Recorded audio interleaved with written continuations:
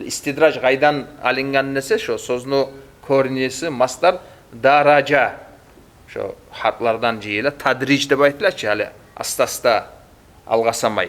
Şu istidraj şondan gele. Ne manadır Allahu Teala o kafirlik etkenlege istidraj etegeni? Allahu Teala olaga nimetlerini bermek. Hali olar ters yolda zulmü etip dura tek ogar böyle hazır Allahu Teala'nın yağından ukuba görmeyiyorlar.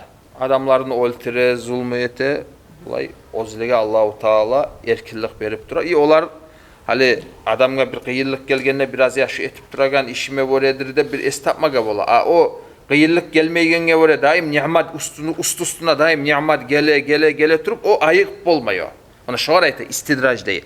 Allahu Teala ozu ters yolda turup Allahu Teala nimetlerini ogar arttırtıp dura.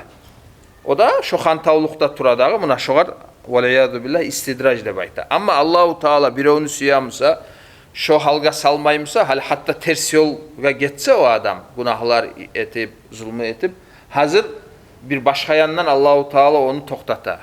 Avru gelip deygelle ya da bir balah kıyın gelip deygelle estaba adam. İstidrajga tutuşken kafirler olar estapmaktan arek. Hali buna hana şu kepte anlamaga tarık. Misal için hali bizim zamanla biz görebiz ki zulmçularını zulmü ete zamanla gete, aylarda, yıllarda gete. Olarda zulmü etip dura, zulmü etiline gelirler. Olanın üstüne kıyın, balah gelip dura, ya adamın esine gele. Bir kovusa adam ne çıkıyor? Hali bugün bir o zulmü etken yok. Tangala Allahu Teala ulu balah verip onu taksırlagan düşüyor.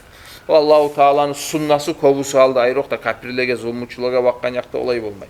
Allahu Teala olaga şolay muhlet berip şu zulmusun dağıda kop ete turup şu kepte istidrajıga sala olarını. Son ahırda Allahu Teala olarını tuta.